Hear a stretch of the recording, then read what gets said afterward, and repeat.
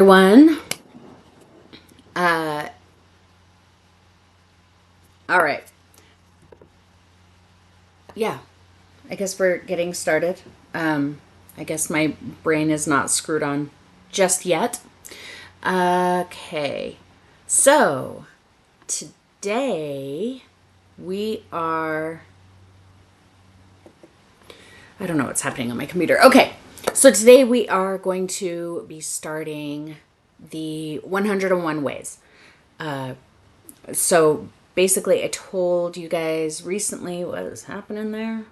That I'm finally getting around to writing my book that I've always wanted to write. I think I'm 15 chapters into it, which sounds really exciting and like a lot. But when you consider there's going to be at least 101 chapters, I still got a ways to go. But I'm finding that as I'm sitting down to write, that I am occasionally struggling with how to like open it up,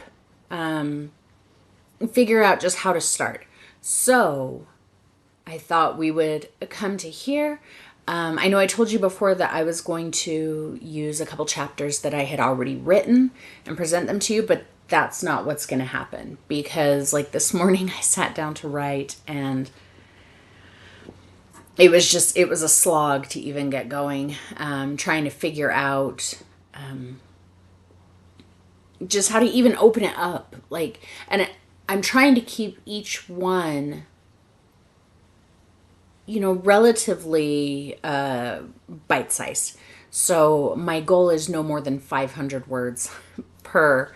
And really, ideally, it would be 3 to 5. But none of them are around 300 words. But so I have a lot in my brain that's trying to compete to come out onto the page. So I thought today that I would pick two that I haven't done yet and go through them with you, and then I can plagiarize myself later and, write down some of the things that we talk about today. So that's what we're gonna do.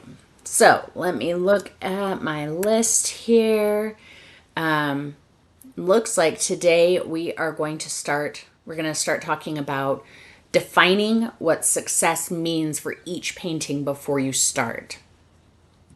So this was the one that I started writing this morning and I was like, I have no idea how to even start this. So let's see. I'm going to just toggle back and forth between my, what am I saying? My notes. I was also looking at chat and trying to read that as well as my notes. And that doesn't work. And I have to cut a hangnail now. So there. I was hoping I didn't make myself bleed live on air. That would be a totally different video.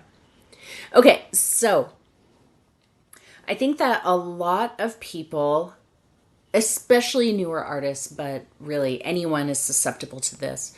I think that a lot of people feel like the success of a painting is down to, did it turn out exactly like what you had in your head? Does it look just like the reference photo? Did you get 1,000 likes on Instagram? Like, things like that, I think, are how we typically measure our success. This painting is good. Somebody wants to buy it. Like, these are all, of course, things that we want. And I'm not saying that you can't have any of these as a goal for your painting. But what I want to do is kind of open up the definition a little bit more for you. I think that by defining success per painting, not just assigning like a blanket definition of success to everything you do, is going to help you be a better artist because it narrows the focus to what you're doing at that moment, not it's not defining your worth as an artist by saying this one is a good painting, so therefore I am a valuable artist. This painting sucks, therefore I am a bad artist. So I want you to think about, when you start each painting, what is your goal? What does success look like there? So let's say, and you can do this for every painting. Like, if you're sitting down and just like, I'm just going to scribble something, I'm not painting anything, you can still assign success to that. So success for something like that might be, I'm just going to put paint on paper for 20 minutes without regard to what it is. So you get in there and you just slap paint around for 20 minutes. That is success. It doesn't mean that you have to post it on Facebook or Instagram and, get 1,000 likes, or somebody has to buy it. You can crumple it in a ball and throw it in the garbage if you want. It does not diminish the success of that piece. Another way, or another form of success you can apply is, what if you are using different colors, or you're trying a different technique, or you're trying a subject matter that you've never painted before. So take it on a case-by-case basis about, what am I trying to accomplish here? And we're not always trying to accomplish this amazing painting that's going to revolutionize the art world, or, bring you $1 million or whatever. Those can be goals. They can be, but I would make them secondary goals, because those aren't real. That's not a place to create art from. That's a place to build a car from, or make IKEA furniture from. That's more like commodity thinking. And we don't want to think about art as a commodity, because that removes communication from it. That removes emotion. It removes the human element. So while you can say, if you're an established artist who you sell your work all the time, of course you want it to be good and you want it to sell, and you might have a target audience that you're trying to please. But I would still say make it a secondary goal. Primarily, what do you want to communicate? Maybe that's your goal. I really want to communicate this feeling of this, or I just want to explore what these colors and these techniques do. That should be your goal of success, because you really have no control over whether anyone else likes it or not. You can only control whether you like it or not, and whether you make your goal. Christy says, don't judge success or failure. Like, every time I paint, I'm not going to always have a finished piece. It's about the experience. It 100% is about the experience. And the experience can be your goal. I just want to give myself, 30 minutes of peace where I'm doing something. I'm not in my head. Nobody is bugging me. That can be your goal for your painting. Hello, Ma. Yes, Debbie, exactly. And that can be, we can baby step our goals too. Absolutely. You don't have to have, just one goal. Each painting can be baby steps. Just showing up. Goal number 1, done.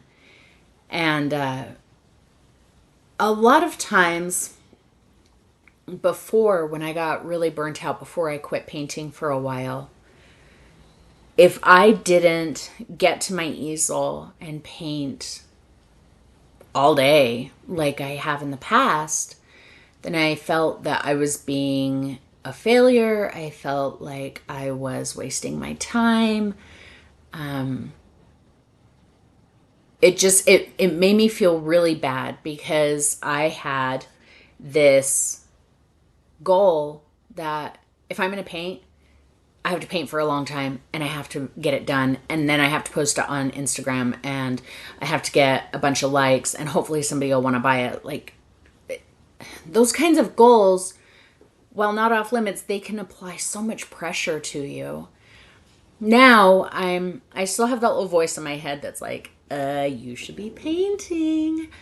But if I walk up to my easel and I paint for 15 minutes in my entire day, I do 15 minutes, then I try to tell myself, hey man, I got 15 minutes in and I made a dent in that painting, and that's something to be proud of. And I think it's those little goals like that that can help keep you motivated and can help keep you interested. If every time you walk up to your canvas, it's this aggressive, this is another part of my book that I talk about, but if it's an unrealistic goal, then it just feels like abuse. It feels like punishment. And then it's no wonder that we become people who are like, Freya, it's a magpie baby. You don't need to bark at birds. It becomes this thing where we abuse ourselves and we tell ourselves that we're not, stop it, that we're not good artists because we're not fulfilling those unrealistic goals. Freya, I swear, I'm gonna bop you on the head. I would never bop her on the head. Oh, there's people standing in front of my house looking at the birds, and one of them's a toddler, which is really scary, so that's what she's barking at. Okay, they're gone. Be quiet. Okay, let's see. What have you guys been saying? It is way less pressure if you always paint for yourself. 100%. 100%. Um, yeah, man, seriously, you guys. And when I paint with you guys, like the art family members, when we do that, I'm still painting for myself. So it's not about anybody seeing it, for me anyway. But when I paint for myself, I seriously have like next to no anxiety about the process. I don't care if it's going to turn out. I don't care if I have areas that I'm struggling with. I just I just don't care because it's part of the process. Hang on one second. Right. Hey, look at me. You be quiet. You're being a bad girl. Be quiet and I'll get you a TREAT when I'm done. Anyway, um yeah, and I want that for you guys too, you know. You don't have the pressure of making like a video that everybody who's ever seen your work is going to like and not complain about to you. And you know, you have that luxury. So just fall into it, you know. Have that be your primary measure of success for each painting. You know, go to your easel and say, I am just going to enjoy myself today. That's it. Yeah, sorry, is my microphone really super loud? It looks like it keeps topping out. Let me turn it down a little. Um, Let me know if that's better on the audio or if it got really quiet. You know, have that be your primary goal whenever you walk up to your easel. I am just going to enjoy myself, no matter what your other goals are for it. And then at the end, if you enjoyed the process, then you're successful, even if you throw the painting in the garbage. Um, just showing up. Absolutely. Good. Do it. That is a perfect first goal. Hello, Debbie. Yeah, that's a great idea about being working on a way to be accountable to each other. You know, I need that accountability, and that's what I have in you guys when I bring you along when I'm painting. Of course, I do paint without you, but sometimes I need that to get me going. yeah, so let's work on a way to find that accountability with each other. Sydney says, my anxiety comes from getting out of the chair and feeding the easel. I can't make myself get there. I understand that. And those are other points that I'm going to cover in future points on the list. That's definitely covered in there. Debbie says, I have a painting I want to paint. I have the background done, but I'm afraid to continue because it's for my fiance and I want it perfect. All right, Debbie. Perfect, remember, perfect doesn't exist. And you painted that background once, you can do it again.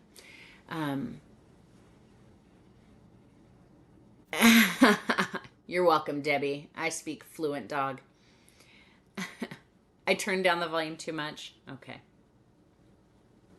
Is that better? Let me know if that's better or still too much.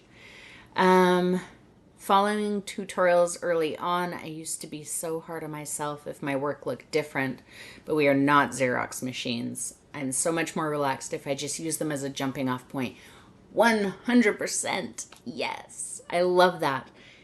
I do the same thing with reference images, Just because that's what's on the picture doesn't mean that's what has to happen on your canvas. It is that. It's a jumping off point. It's a place for you to think. Your reference image is a place for you to think, to see what the perspective is, to see what the lighting is, how objects relate to each other. But you are not beholden to that reference image. And I've said this before, and I just want to hammer it home because it is true. No one on the face of the planet ever has to see your reference photo, and no one on the face of the planet is ever going to see your reference photo and go, well, that's different. That's not the same, And if they do, because let's say you're doing a commission for someone, you communicate to them beforehand. A reference photo is just a suggestion for me. Things are going to be a little different based on my painting process and what I see and feel. And if you're not comfortable with that, that's fine. Maybe I'm not the artist for this project. It's perfectly okay to say that. Perfect. I did actually write that one. I have that in here. Let me just give you a little bit of it. Okay. So maybe you guys are getting a bonus today. Yeah, perfection. Because it's awful. And Salvador Dali actually said, what was basically something like, have no care for perfection because you'll never attain it. And that sounds really harsh, but what it means is basically that perfection is a moving target. There's no one true definition of perfection. And that's what he means by you'll never attain it, because no matter where you are in your painting journey, let's say this is you're here, and what you see as perfection is right here. So you're here and you're trying to chase it. Instead of getting closer to it, it's moving with you. It's always the same distance away from you. You're never going to hit perfection. And what that means is, let's say that you did a painting 6 months ago. You look at that painting and you're like, ugh. Well, you look at the painting as soon as you do it and you're like, I don't like this. This part is ugly. This is awful. So you just lean up against a wall, not facing the wall, so you don't see it. You don't see it for months. 6 months later, you pull out that painting with the intention of throwing it away or painting over it, and you stop and you look at it and you're like, that actually looks pretty good. I am really glad I didn't throw it out because I like it. I'm going to sign it and it's done. In that moment, it's some variation of perfect. But 6 months ago, it wasn't. It was garbage. Now, let's take a painting that you do today and it is perfect. You hit that mark. That mark that says, man, Jane said perfection was not attainable, but I just did it. And that's great. Bask in that. 6 months later, you might look at that same painting and be like, ooh, that is not good. Or what was I thinking? Or whatever. So, perfection, even your own perception of perfection, it can change from day to day or moment to moment. And if you did happen to reach perfection, like actual perfection in whatever that means, why would you continue painting? If you knew that you could sit down and knock out a painting to perfection every time you did it, like for me, there's no reason to continue painting at that point, you know? There's no challenge, there's no growth, no learning. I think that would come with pure boredom. If there were no chance that it wouldn't be perfect, no unsurety, whatever, there'd be no reason to paint. Yeah, I don't worry about things being perfect. I'm open to completely flipping the script if something's not working out. Just like my lady in the green and gold dress.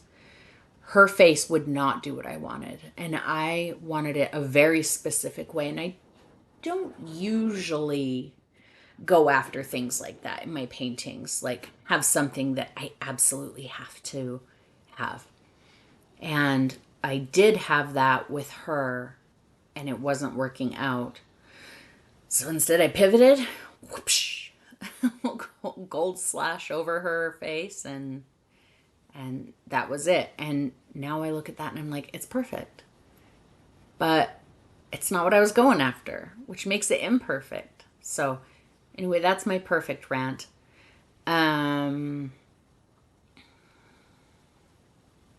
Yep, it is, Eileen. Perfection is subjective and it's different for absolutely everyone.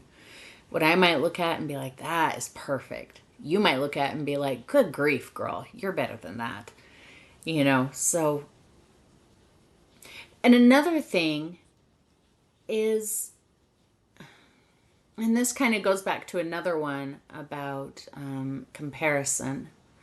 I might look at a painting I did and be like, this kind of sucks. I don't hate it, but it is far from perfect. But somebody else might be looking at it and being like, I wish I could paint like that. But then somebody else, and it could even be me, looking at their paintings going, oh, I wish I could paint like that. Like, I have a friend who we used to do that to each other without even knowing that the other one was doing it. I would look at her work and just be like, I wish I could paint like that. She was looking at my work doing the exact same thing. So, yeah, let's just not put that kind of pressure on ourselves. That does go back to the unrealistic expectations and goals and things like that. Instead, how about having a goal that your painting is good enough? Good enough gets a bad rap. It sounds like you're giving up and you're like, oh, it's good enough. But what if good enough is not a bad thing? It says what I want it to say. I feel like it represents my skills and my, technical level. I see no big glaring mistakes. It's good enough. And I think that that's okay. And Chrissy says perfectionism is the death of creativity. It absolutely is. In fact, in my book, I'm calling it something like artistic weed killer. I got all kinds of feral metaphors running around in this book, but yeah, it's like weed killer. And we don't want to put weed killer on our art. That didn't really work. Yeah. So, we started off talking about, where's my other notes? Oh, yeah, defining what success means. So, let's just wrap back around to that and then we can do some questions or whatever before we move on to the next one. So, yeah, success. Change what you think success should be by not assigning a default to every painting. That's it. You can still have your goal to sell it. You can still have your goal to have it be exactly what you wanted it to be or whatever. But give yourself goals that will help you feel better about the whole process and not feel punished. Um, so, you guys tell me now, what are some ways that you measure success in your paintings? Like, what makes a successful painting to you? And I don't mean that you have to try and find some way to apply what we've talked about today. I mean, historically, when you approach a painting, what is the standard measure of success you have? Maybe it is, I put my signature on a canvas. I'm saying, my name is Jane and I approve this message. Like that feels like success to me. Regardless of how I actually feel about the painting. Because even in my personal paintings, sometimes there's paintings that I'm like, it's okay. It's not the best painting ever, but I finished it and I'm confident in the work that I did, so it's a success. Sydney just wants to be able to enjoy painting again. All right, Sydney, we will work on that. Hang tight. Debbie's been trying to focus on developing skills in regards to things like value, composition, etc. Absolutely, Debbie. So when you sit down at a painting, be like, I'm going to focus on value here and pour everything into that.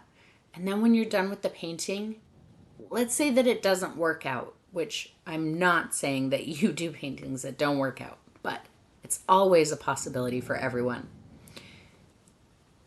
If you sit down and you put all of your focus into value, regardless of the outcome, that's a success because your goal was to focus on value and learn something, and you did. Success is if I enjoyed the process. Perfect, Sydney. Yes, it is. Well, for me, it is too. So, Sydney, what do you think it is that stops you from enjoying the process? Tell me about that. If I can hang it on my wall. Well, here's the thing. You can hang anything on your wall. Even if it sucks, you can hang it on your wall. So, that means every single painting you do is a success. So maybe we should apply a different, or at least a couple different measurements of success to it. Success is if I'm happy with it. What makes you happy with it, Donna? Is it the fact that it looks just like what you wanted it to look like?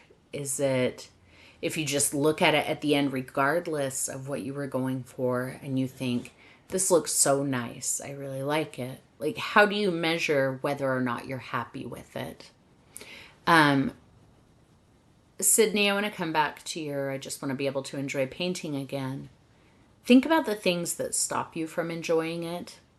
And you don't have to tell us if you're not comfortable with it. If you are comfortable with it, that's great. I force myself to paint. It's good, but it's the getting there. Yeah, I understand that. So it's forcing yourself to get there. And that's so valid. I I hate to sound like a 4-year-old here, but I'm gonna sound like a 4-year-old. Why? Why? Why? I'm going to ask a lot of whys. So you have to force yourself to get there. Why? Is there fear? Is it just a time thing? Is it, you know, are you ADHD? Do you have executive function problems? Is it just a hassle? You know, why do you have to force yourself? And again, you don't have to tell us if you don't want to. But I think that kind of drilling down in that way, asking yourself why each time can help you drill down and find the root of a problem. Good. Donna says, I'm happy if it follows my idea of what it should look like and makes me feel good. That's perfect. I love it. Eileen, I'm coming back to that one, girl. So, Sydney, I'm going to use your example to demonstrate like the why thing. So, Sydney says, I want to enjoy painting again. Well, why don't you enjoy painting again? Well, I do when I can force myself to do it. Why do you have to force yourself to do it? Well, I have to force myself to do it because it makes me, there's a squirrel attacking magpies in my front yard. Sorry, I was getting distracted. I have to force myself to do it because I'm afraid.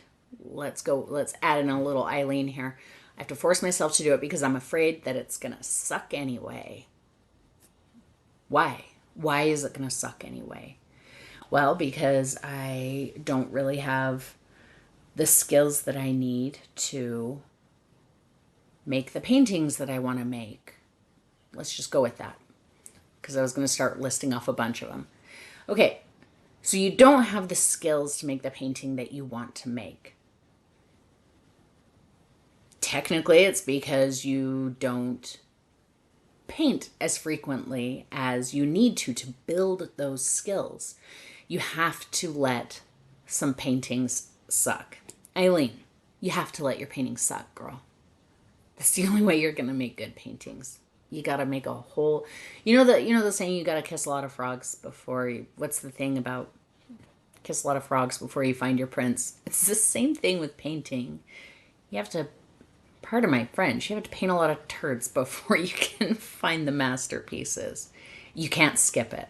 You cannot skip that part. Guys, if you had seen some of the garbage that I've painted over the years, things that you've never seen, you'd be like, ooh, I feel a lot better about myself now. But if you go to it with that attitude, well, it's going to suck anyway, then guess what? It's going to suck. So don't have that attitude. I feel like I need to start beginner tutorials again and they'd be frustrating. Then you don't need to start beginner tutorials again. You don't need to start any tutorials. You know how to put paint on a brush and how to put a brush onto canvas. I think that you just need to open yourself up to doing it. Just make yourself a goal, Sydney. Success today is going to be putting one brush stroke on a canvas. Just one. Just get a brand new canvas and go right in the middle, whatever color, it doesn't matter. That will be success. If you continue, even more success. But you can be done after that. Have another goal tomorrow. Only 100, Eileen? That's cute. I have boxes and boxes and boxes. And Vince is down the hall. He's all, oh yeah. And I've thrown boxes. And he just, again, oh yes. Boxes and boxes. I'm not talking about little boxes. I'm talking about like 24 by 24 by 24 inch boxes. Maybe even bigger. That I have thrown away. Hundreds of paintings. I made you do it. You didn't make me throw them away. No, I made you do it. Because you wanted me to. Oh yeah, I told him, just throw those away. And he was like, no. So he made me do it. And I was like, all right, breaking the frames. And so 100 toads in your closet? Girl, you haven't learned how to get past that it's gonna suck phase yet. You guys, you need 1,000 toads in your closet before, I hate to say before you can build the confidence, but you have to build the skill. And if you're not doing it regularly and consistently, you're not going to build the skill. It's not enough to know use glazing medium in this way. You have to have the actual practice. You have to know what it feels like. You have to train your brain to know how to mix it the right way and when to use it and when not to use it. You have to make garbage. Lots of garbage. Hello, Tammy. Yes, Da Vinci had garbage. Van Gogh had garbage. Michelangelo had garbage. They all made garbage. The fear of starting over. So don't start over, Sydney. You don't have to start over. Would you mean starting over like in your learning process or on a canvas, like starting a painting over? There's nothing wrong with starting a painting over. And I do that all the time. I just take each one as a practice, but you don't have to start over in your journey. You just pick up where you are and you make the art that you want to make. Nobody else gets to say, Sydney, this is not good, or this is good, or whatever. Just start somewhere and just enjoy it. And then you've made your goal.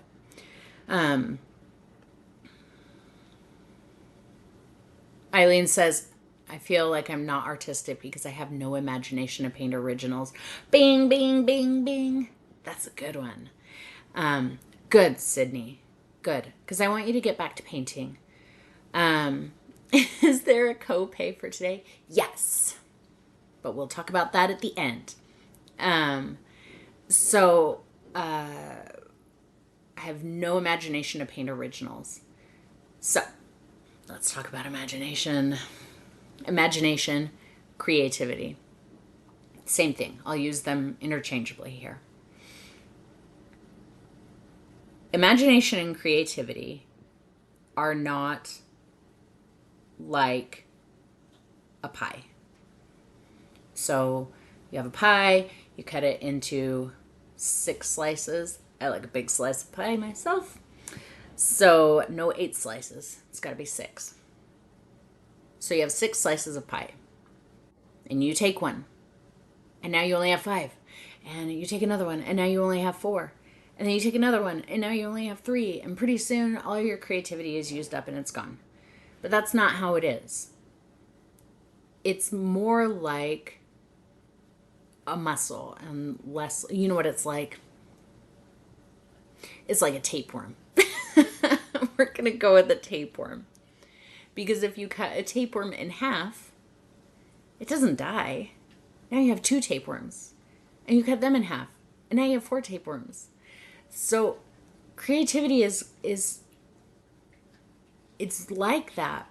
The more you use it, the more of it you have. It gets stronger, it gets better. And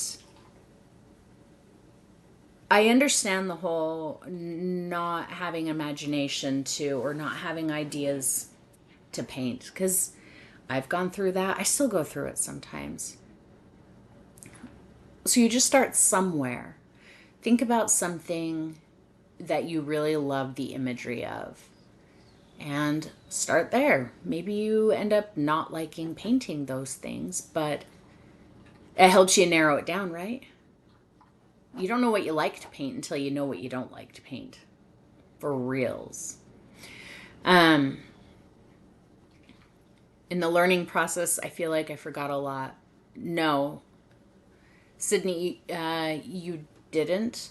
You might not be able to recall, like, off the top of your head, but it really is like riding a bicycle. I hadn't painted for almost a year. Recently when I quit making videos and I went and got a job. Didn't paint for almost a full year. And when I quit my job to go back to painting, I was like, I hope I remember how. I was really nervous. My painting style and process is pretty complex. And I thought, I'm not going to remember how to do. I don't even remember how to do that. How did I even do things like that? And it just came right back. It just came right back. And the things that you did forget, that's okay. You can backfill them with new things. You hopefully old habits went with it, and now you can make new habits. And maybe you'll find that you are a completely different artist than you were before. And that is, sometimes that's a really phrase going to come up on the couch with me. Come on. Come on. That's a good place to be. That's an exciting place to be. Uh, hey, why did you go over there? Come over here. Come here. Come here. Um, Tammy does tutorials still sometimes. I still look at them from time to time. Um, oh, this is my baby. She loves her mama. Mwah. Say hi to everybody. You're not very photogenic. You look kind of stupid on the screen, but you're beautiful in person. Um, yeah, Eileen, it is. She said, strangely reassuring that you guys share some of the same issues. We all share the issues. I'm not immune from any one of these things that you guys struggle with. It's, aw, thanks, baby. Um, you didn't see the tapeworm coming. Tip number 2, be a tapeworm. Make your creativity a tapeworm. Yeah. Oh, kisses. Thank you. Yeah, we go through this all day long. Yeah, there's nothing wrong with doing tutorials. My tutorials these days that I do or watch are typically more about mediums that I don't have a lot of experience in. So I don't watch. Once in a while, I'll do some oil, or I'll watch an oil tutorial to learn something, but I don't watch acrylic tutorials anymore because I'm pretty confident in my technique. I have my technique and my process, and anything else is just going to confuse it. This is how Sophie wakes you up. This one wakes me up with this. I hear this. And it's your tail, huh? It's your tail thumping. So, yeah, that turned into a bigger conversation than I expected, and I really appreciate it, you guys. But yeah, we do. We all go through the same things. So when you're really struggling with something, maybe it will help you to remember that it's that struggle is not unique. And that's not to take something away from you and say you're not unique, but your struggle isn't unique. It's it's something that all artists go through, and it can be overcome. Jump into Discord or something and, tell us what you're feeling in that moment if you're struggling, and we can help you out. Um do I have a tutorial that's just about using things like mediums? I don't. Because I don't use a lot of mediums. I use matte medium, and that's really about it. I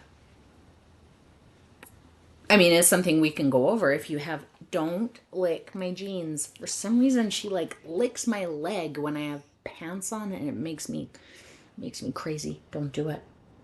Don't do it. Um, yeah, is that something you feel like you're struggling with? We can maybe go over some mediums at some point. Do you mean for acrylic or for oil, Sydney? Okay. Guys, feel free to keep talking about this topic as we go. Just because I'm moving on to the next one doesn't mean that we can't spend some time there. So, our next topic is I think it kind of goes hand in hand with this topic. So that's why I chose these two. So this next one is changing your relationship with mistakes. Oh, yeah, no, just matte medium because that's really all I use. If there are specific mediums that you have in mind, let me know and I'll see if I can dig up some info and advice for you. Okay, so changing our relationship with mistakes. And this could be a broader conversation about like failure, like changing your relationship with failure, but I do actually have that as a separate point because I think there is a distinction. So mistakes. I think that very often mistakes are seen as an indicator that you are on the road to failure, or that you don't know what you're doing, or any of that. A mistake is something that you should be embarrassed about. You should hide your mistakes. You don't want anyone to know that you make mistakes. But what's the line about to something is human, but to err's divine? What is that saying? Somebody tell me. Somebody knows that. Everybody makes mistakes, and it's your relationship to those mistakes that matter, because they're going to happen. Like, I make mistakes constantly while I'm painting. Well,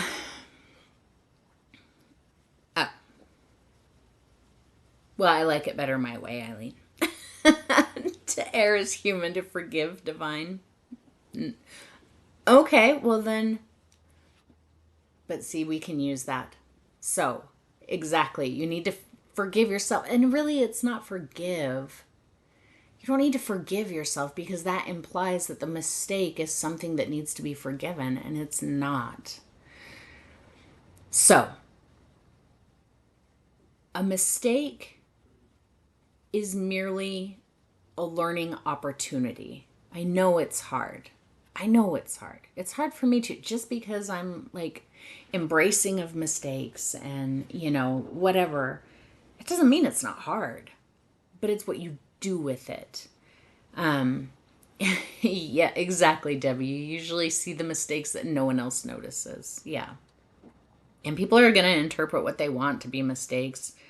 I definitely have paintings where people are like, what's wrong with this? That looks like a mistake. Why did you do that? I'm like, just tired of justifying myself, so I don't. But,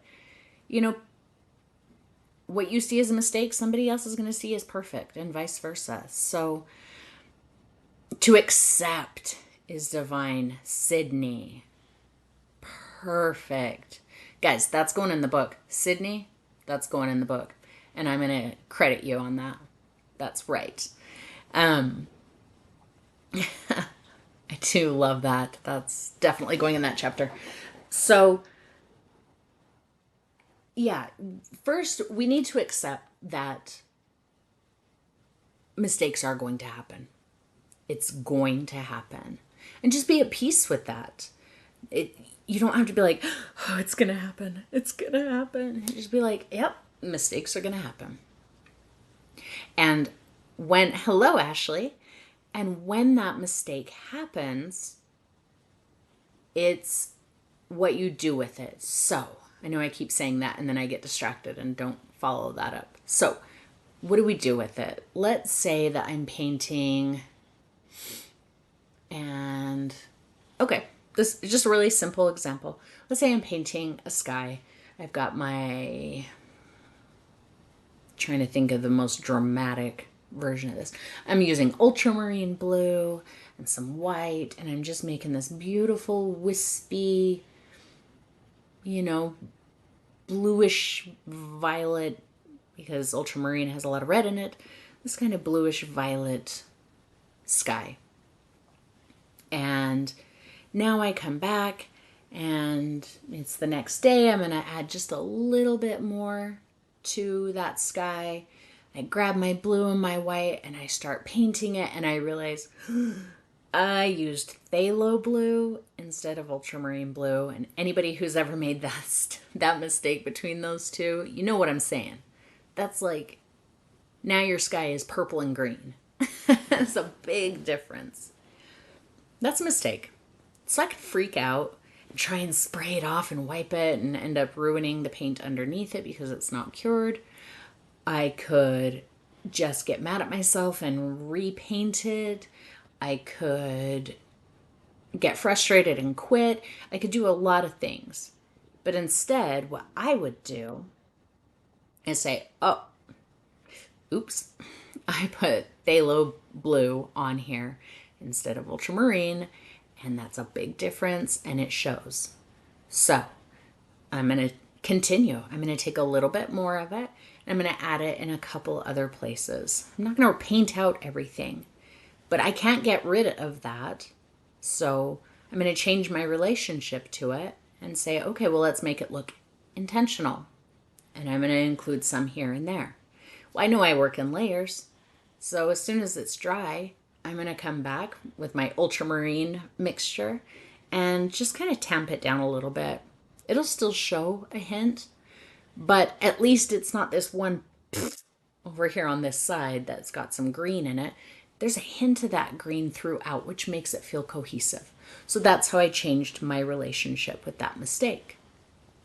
Let's say you are painting a portrait, because mistakes matter in portraits big time.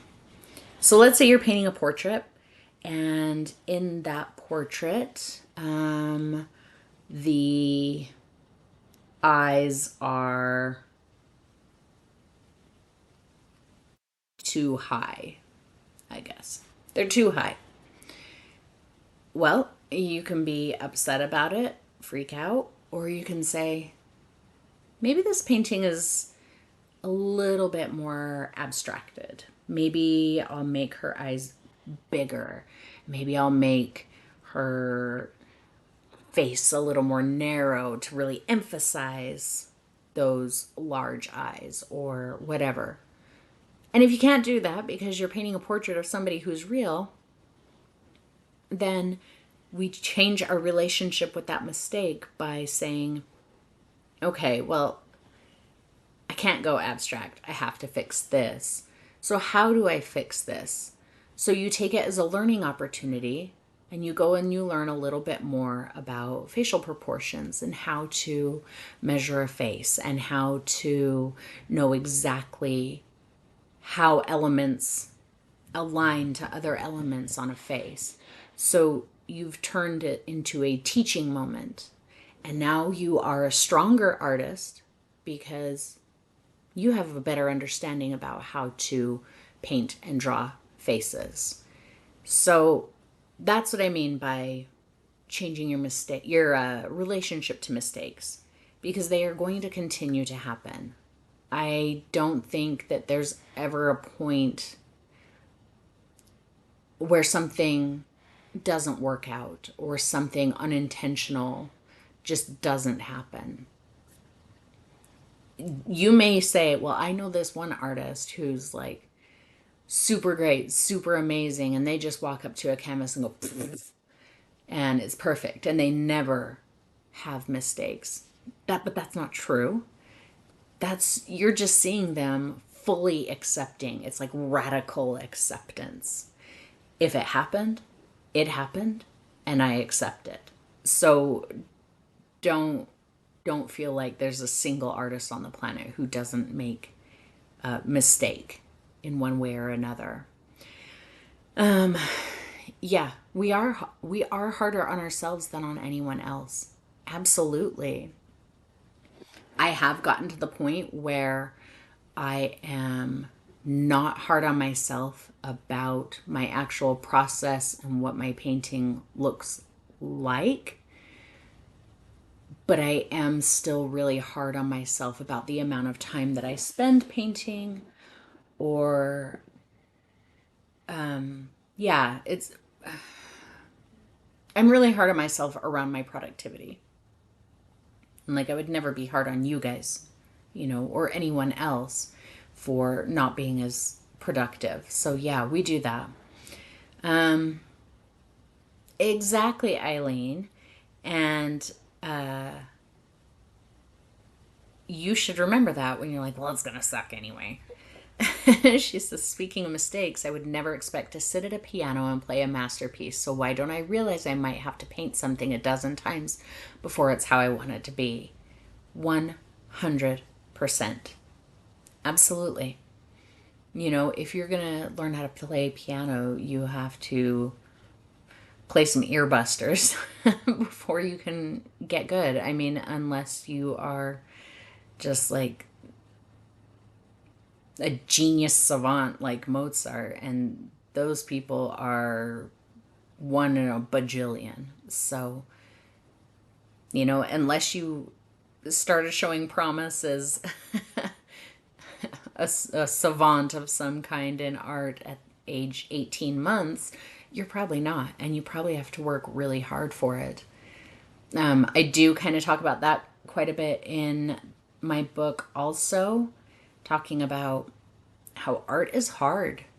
It's not easy. The learning curve to painting is high. And if you are upset that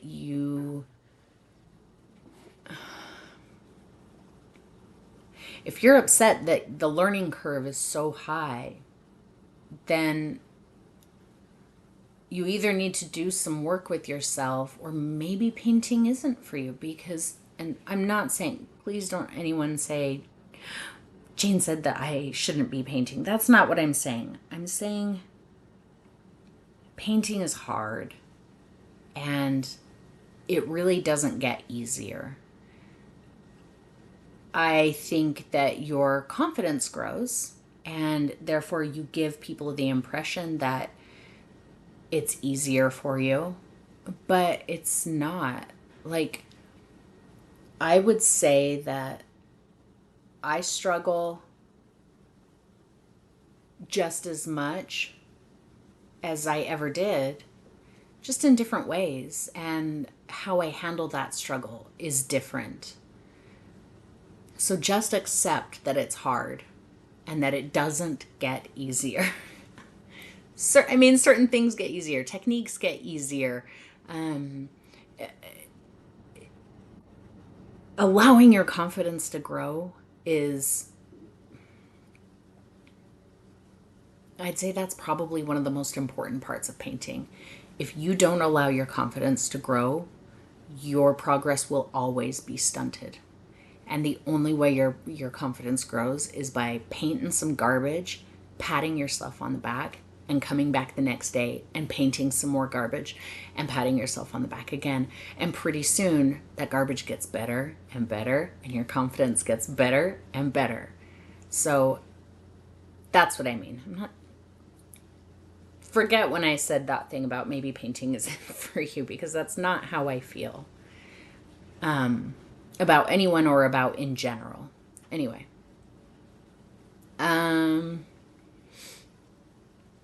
Yeah, the x-rays and scannings of masterpieces, and you can see what's underneath. Sometimes it's a failed version of the exact same painting. Sometimes it's a failed version of another painting. Sometimes it's what we would call a masterpiece, but for some reason they painted over it. You have no idea.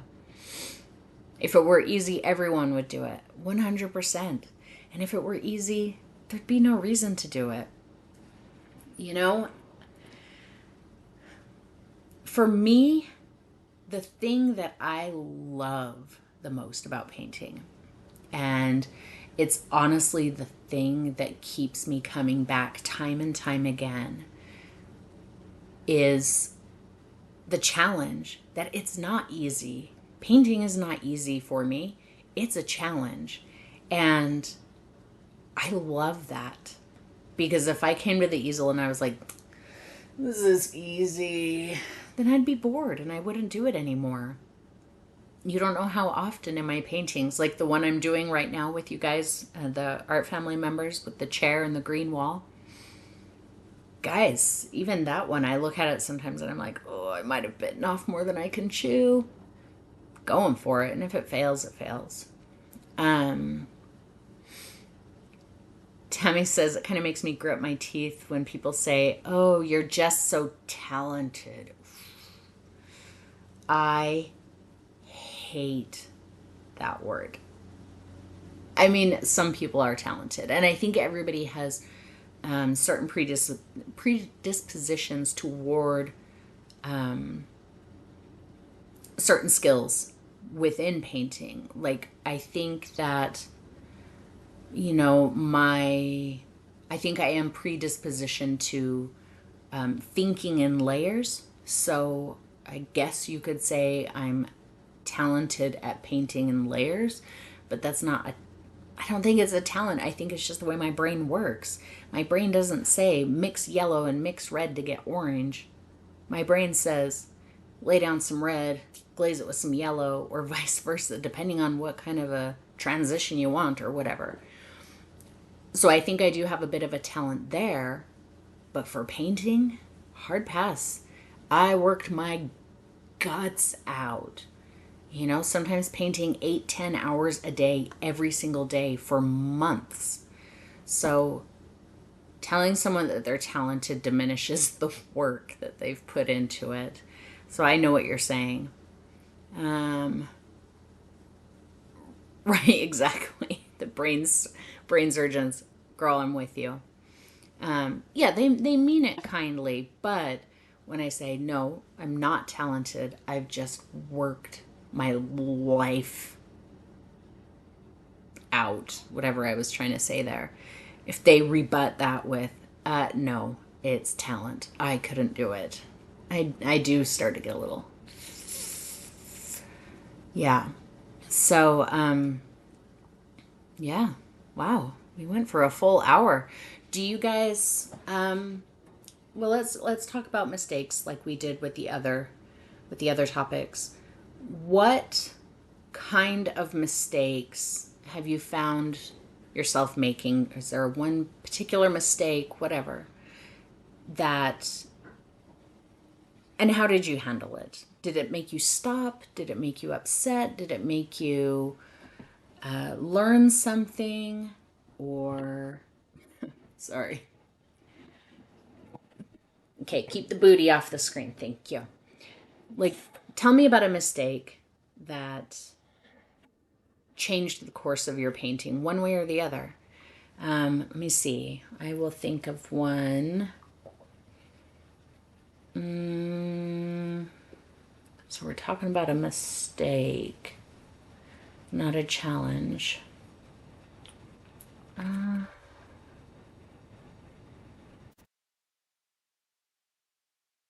can't think of one off the top of my head, and it's probably because mistakes come and go, and none of them stick out to me anymore at this point.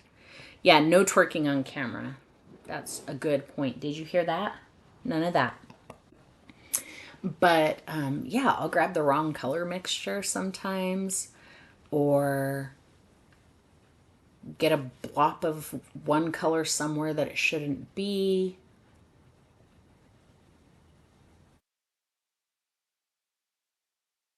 Yeah, I can't think of anything specific right now.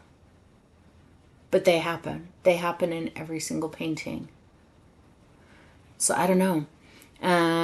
Chrissy picks the wrong colors all the time, mixing over and over, frustrated, and then you realize how glazing solves a lot.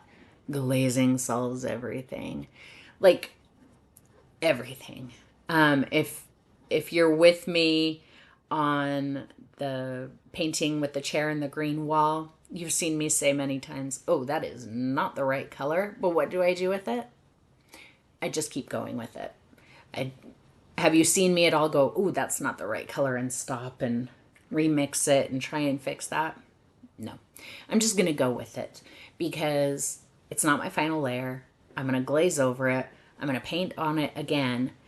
And like I said before with the sky, if I go here with that wrong color and then I like and try and fix it, now I've got a spot that's weird. So just add the rest of that color, here and there and make it feel intentional. You pick the wrong size brush. Oh, too big for a small line. Yeah, I do that too. Except mine, I tend to pick brushes that are way too small for what I'm doing. So, yeah, that's a fair one. So, an easy fix for that mistake is to not beat yourself up. I have a habit of saying things like, "Idiot, what are you doing?" Don't call yourself an idiot. That's not nice. It's just as damaging as if somebody else said it to you, believe it or not. So you just go, "Oh, wrong brush, clean that one, get the other one, continue on your way." You won't even remember that you ever picked up the wrong brush. Eileen says, I feel book smart, like I know from everything you've taught and books and videos, and I still fail to plan. Equals planning to fail. And I don't do value studies, or I'll just pick my colors as I go along. Yeah. So you do have to put your knowledge into practice. And I understand that, Eileen, because I used to be like that. And I am like that in so many places in my life. I love to fly by the seat of my pants. That's just how I do. But once you get into a rhythm with your painting and you develop a process, and you don't have to think about those things anymore. Like, I don't have to think about, doing my values. I don't have to think about picking my colors. I mean, I have to think while I'm picking my colors, but I don't have to be like, okay, now Jane, you have to pick colors. You can't just, I don't have to do that. Partially because I have a limited color palette. My limited color palette is right there. I don't have to, dig through every paint. Which is the right color of blue? Which is, it's right there. Sometimes I stop and go, okay, which white am I going to use? But even within that, it's a set color, set number of colors, and it's primarily going to get boiled down to 2 colors, which they'll probably both get picked. So, reduce the amount of decisions that you have to make, and then they're made for you, and then you just have to do them. Yeah, Christy, I'm the same way. It's just like this big pile of brushes, and they're all rolling and falling, and yeah.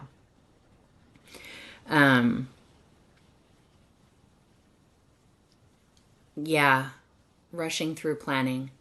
That's the hard part. And that's one of the reasons I'm taking you guys through my paintings with me, so that you can see like what my planning is. So this recent one, again, if you haven't seen it and you're in the art family, go start from the beginning, because like I take you clear through like my gridding process and everything. The only thing you didn't see was me paint that canvas neon pink or red or whatever color I used. And then I try and talk you through the process so that you understand why I'm doing what I'm doing. And maybe that will help kind of click at home, and you'll be like, oh, okay, I really need to do this. That is going to improve things.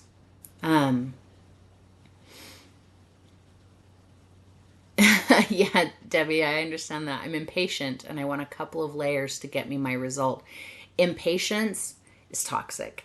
Impatience will murder your painting, murder your self-esteem, murder your creativity. It puts so much pressure on you, and it makes painting feel like a chore, like a punishment. Debbie, you might benefit from my technique. I know it's not for everybody, but I would bet that you would. A couple others of you too. Eileen, you might, because I know how impatient you are too. Put something on that you have to pay attention to. I'm not talking about music. Like, music does not catch my attention. It doesn't hold my attention, because you can listen to music and ignore it and think about other things. And a lot of times those other things are what's happening on my canvas. And then I start nitpicking, or I get impatient, or, whatever it is. So I have my laptop set up there. Sometimes I'll watch Netflix or YouTube or something, and I'm actually watching it like I'm painting. I'll turn and watch for a second, but I'm listening and I've got headphones on, so outside noises are not bothering me. Or I'm listening to audiobooks or something, podcasts, something that I have to pay attention to.